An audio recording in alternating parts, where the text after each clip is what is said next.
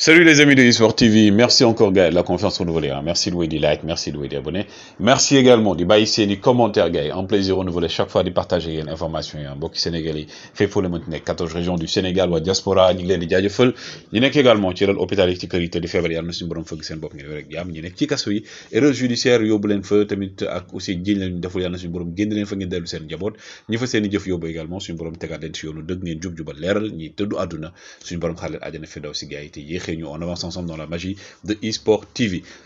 gars yi lu tax ki nga xam ne mooy Pape Matar Sarr dina am tolof pour imposer wu du côté de Tottenham est-ce que aussi warta dem wut beneen club boo xam ne dañ ko yóbbu prêt loolu la ñuy waxtaanee indi leen ci ay leeral et comme je dis encore une fois sama gis-gis la donc aussi ku nekk mën nga joxe sa gis-gis mais dinañu joxe analyse mais d'abord gars yi pour étudiants yi war a def élèves yi war a def bac dama leen di fàttali gars yi man yi musuma ko gis ci tricherie li Guinée la amee et tout gars yi donc image yi donc ñi war a def bac gars yi jàng leen rek gars yi teg li des loxo yàlla quoi mais am na yoo xam ne moom da ngay ree ba tas mais aussi joyeuse fête des pères góor yi gars yi góor yi jàmbaar yi nga xam ne dañuy bàyyi seen njaboot seen kër sori surtout ñu nekk tugal di bay waar ak ñu nekk ci àll bi ñëpp ñu ngi yeew chaque jour di liggéey pour seen njaboot am nañ dund donc la joyeuse fête des pères comme jigéen ñi moom aussi ñooy suñu yaay mais góor ñi aussi tey bu woon ñoom dañ fiy egg nekk. Félicitations à notre escrimeuse ki nga xam ne mooy Ndeye Bint Diong nga xam ne c'est médaillé de bronze ci championnat d'Afrique yi amee donc actuellement ca Maroc mu nekk donc gis ngeen ko mu nekk deuxième. Donc troisième plutôt jégalu médaille de bronze donc épreuve épée Ndeye Bint Diong nekk aussi sport yoo xam ne gars yi dañ leen di fàttali ci lañ bokk félicitations à elle parce que Sénégal la représente Sénégal la teewal et dignement Ndeye Bint ñu ngi lay jaajëfal bu baax a baax mais aussi image bi gars yi dama ko jox lii c'était en 2011 Sadio Mané soog a yegg ci fi nga xam mooy FC Metz amul téléphone amul koppar mu bëgg yónnee photo seen waa kër pour wala ne egg nañ ci jàmm mu ne benn journaliste est-ce que dooma photo benn photographe moo ko photo di wane ne gëm sa rêve rek et que Sadio fi mu yegg daf ko mérité Diato également on pense à toi ki ngeen gis ni aussi di Memphis Depay moom dafa dem fa nga xam ne mooy ca Ghana donc moom il a aussi des origines ghanéennes Memphis Depay dem foofu noonu jouer fa def aussi ay œuvre caritative gisaale également nit ñi am yu bëri yoo xam ne def na ko fa donc ñu koy wax jàmbaar aussi noonu la et on souhaite que ñëpp di ko def seen dëkk Roberto Carlos qui a rendu hommage à Marcelo moom nee na Marcelo est le meilleur arrière gauche de l'histoire du football noonu loolu moom moo ko rendre hommage wax ko même si pour man Roberto Carlos mooy number one mais tout le monde ici peut donner son idée déjà match de gala bi amoon diggante équipe bu Ronaldinho ak équipe Roberto Carlos ci États-Unis la woon démb équipe Roberto Carlos moo dóor 12 à 10 12 buts à 10 la ñoom Roberto Carlos dóor équipe bu ñoom Ronaldinho pendant ce temps aussi ki nga xam ne mooy donc Nuno Mendes moom dafa expliquer un peu nan la duggee ci football nee na benn jour dafa génn classement di dem gis ko koy topp mu sant koy topp mu daw bu dem seen kër jël benn paaka xam naa paaka waañ la jël sax peut-être nekk si buntu si ginnaaw buntu bi gars yi fëgg mu tijji waaj na ko booy teel man recruteur la donc dama ñëw pour recruter la pour Sporting donc loolu la ko daal di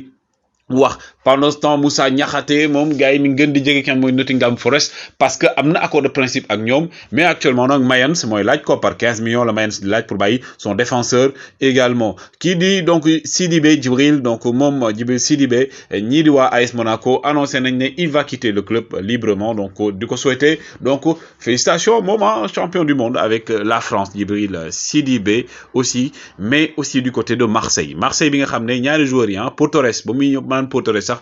ki nga xam ne mooy Luan Pérez ba muy ñëw Marseille 2 millions la doon jar léegi 15 millions lañ ko évalué ki nga xam ne également mooy Gerson 20 millions léegi 50 millions lañ ko évalué muy Luan Pérez ak ki nga xam ne Luan Pérez ak kii di donc Gerson ñaar ñii nag ki nga xam ne mooy Erik ten Hag moom dafa ne waa Manchester United ñaar ñii laa bëgg ñaari milieu de terrain yi laa bëgg pour imprégner sama identité de jeu à Manchester United bëgguma yeneen ñaari milieu de terrain waaye nag pour am ñaar ñii gars yi di nga génne koppar gu bëri pendant ce temps du côté de Manchester City ngeen gis ni donc le défenseur de City moom ne ni Nathan Ake waa Chelsea ñoo ko bëgg kii di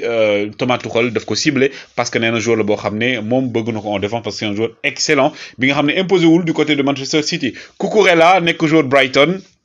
Manchester City bëgg ko pour donc seen défense bi aussi ñu au niveau des côtés ñu daal di koy renforcer moom nag Brighton nee na bu ñu leen fayu 58 millions du ñu négocier 58 millions ou rien pour jaay Cucurella ki nga xam ne mooy Di Marzio nee na kii di Ousmane Dembélé compté wul prolonger contrat am du côté de Barcelone moom daal fi mu ne nii def mel ne dem nag fan la jëm dem fan. ndax day dem Paris Saint-Germain, ndax day dem Liverpool plutôt Chelsea, on ne sait pas, mais en tout cas il n'a pas encore pris sa décision. Et du côté de Barça également, ñom dañoo ciblé ki nga xam Rafinha, mais l'agent de Rafinha gars yi nee nañ semaine bii di ñëw dafa war a rencontrer dirigeant au FC Barcelone xam leen ndax concrètement ñom dañuy recruter boy bi wala ou pas, parce que am na yeneen concurrents yu ci nekk mais ñom mënuñu avancer parce que kii di donc Rafinha priorité Barça la ko joxe gars yi. Pape Matar Sarr la ñuy waxtaanee Pape Matar Sarr xam ngeen ko, donc il a été transféré depuis saison bi passée du côté de Tottenham moom moo ko aal ñi nga xam ne mooy Metz dafa war a dem, donc dañuy wax ndax Pape Matar Sarr lan moo tax mu war a am difficulté pour imposer du côté de Tottenham. Parce que d'abord gars yi pour fàttaliku ki nga xam ne mooy donc Antonio Conte depuis novembre 2021 la doon entraîneur bu Spurs de Tottenham ba mu ñëwee nag dafa am lu mu teel a wax moom li mu teel a wax mooy que ne tey équipe bi bu bëggee màgg il faut que ñu jël ñoo xam ne expérience, et que tey Antonio Conte système de jeu bi muy teg mooy 3-4-3 3-4-2-1 lay football plutôt moom 3-4-2-1 lay football wala mu football 3-5-2 loolu lay football 3-4-2-1 wala 3-5-2 mooy ñaari système privilégié yoo xam ne yu Antonio Conte, donc il joue bien entendu avec beaucoup d'assurance, moom day jouer plus vers la défensive, mën na la bàyyi nga am possession de balle mais également jeu rapide, transition yi contre-attaque lay gën di jouer. Et que même dans son jeu Antonio Conte beaucoup la ñoo xam ne ñoom seen milieu de terrain importance bi da koy jox ñi nga xam ne mooy milieu excentré droit wala milieu excentré gauche, même bu fekkee ne am na importance moom tout son jeu c'est au niveau du milieu axial dafay soxla 6 yoo xam ne dañuy défendre, parce que Antonio Conte c'est un entraîneur boo xam ne boo bëggee jouer ak moom da nga am physique da nga am également talent. Looloo waral ki nga xam ne mooy Giovanni Lo Celso nga xam ne am na beaucoup de talent, d'ailleurs mi ngi koy prouver du côté de Villarreal mu daal di koy joxe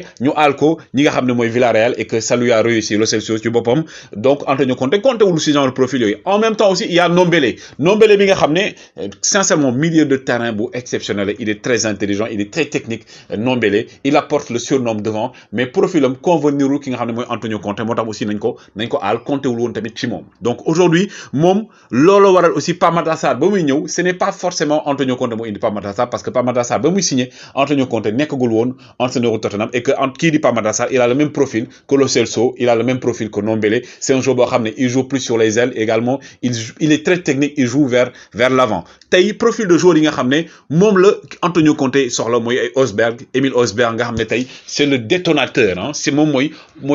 canalisateur bu milieu de terrain bu ki nga xamné moy Antonio Conte. Conte il compte beaucoup ci ki nga xamné moy Emile Osberg, motax tay mom ay 6 lim bëgg moy 6 yoo xamné ils sont combatifs, ils sont résistants, ils sont défensifs, ils sont physiques, ñoo xam dañuy insister. Attention, ça veut pas dire que ñoom mënuñoo football, au contraire dañoo mën football, ils sont techniquement bons. Techniquement ils sont bons. Il y a également Skip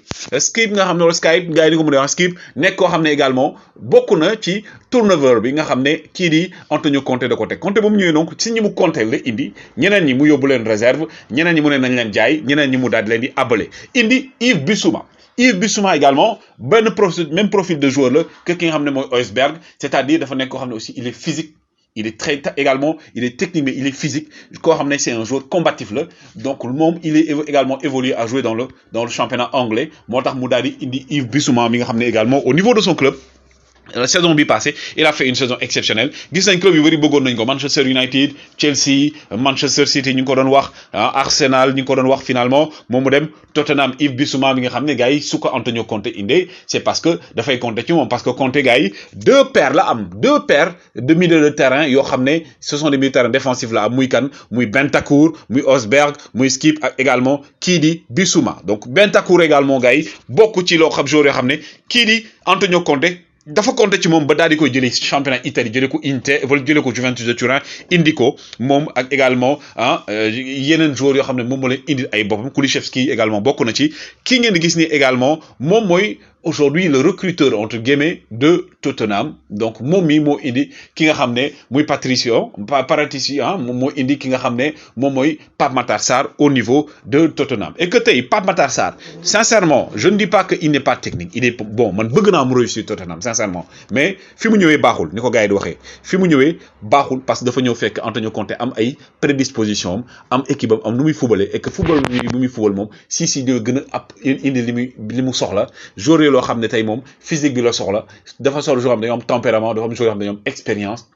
et que tay Pape Matar Sarr looloo ko xaw a manqué pour mu ñëw évoluer parce que boo gisee ku am ñaari paire milieu de terrain yoo xam ne yow nee nga ci ñi ngay compter ñooñu dañuy football par force et en plus Eriksen fi mu ne nii Tottenham daf ko bëgg a indi donc suñ ko indee aussi beneen lay nekk donc aujourd'hui Pape Matar Sarr pour man il est parti à Tottenham mais ce serait mieux pour lui mu amee fu ñu ko mën a aal mu dem jouer buy dellu championnat de France mën na jógee sax championnat de France mën na dem peut-être beneen club bu nekk Angleterre ah wala boog mu dem Allemagne parce que Allemagne aussi nekk na championnat boo xam ne gars yi joueurs yu bëri fa la ñu jaar ah muy mel ne boo gisee Nkunku ah boo gisee Diaby gis bu joueur yu bëri ñi ngi fa donc je pense que c'est un profil boo xam ne intéressant ah Pape Matar Sarr dem évoluer ci yooñu parce que comme je le dis du défaite ah du défaite mais jeune la Pape Matar Sarr il est assez jeune et que physiquement ñëpp gis nañu dafa war a améliorer physique am mais aussi par rapport ak fi mu ñëwee comme je le dis Antonio Conte du ma ne du ko jox chance mais ce sera peu et que Tottenham tel nañ ko wax ah donc Pape Matar Sarr pour mu am temps de jeu boobu noonu ce ne sera pas assez conséquent parce que wax naa leen ko Antonio Conte système bi muy jouer il a ses prédispositions et que entraîneur la boo xam ne comme José Mourinho la si tout est clair dans sa tête et que joueurs yooyu mu wax ñu recruter leen xam ngeen ne du leen indi ba pare di leen teg ban parce que ce sont des choix à lui donc aujourd'hui muy milieu de terrain Tottenham c'est un milieu de terrain assez full pour Pape Matar Sarr mën see jouer notamment dans le système bi nga xam ne moom la Antonio Conte di évoluer muy 3-4-2-1 wala 3-5-2 donc gars yi joxe leen seen xalaat ah loolu sama gis-gis la woo leen di like woo leen di abonné jaa ngeen jëf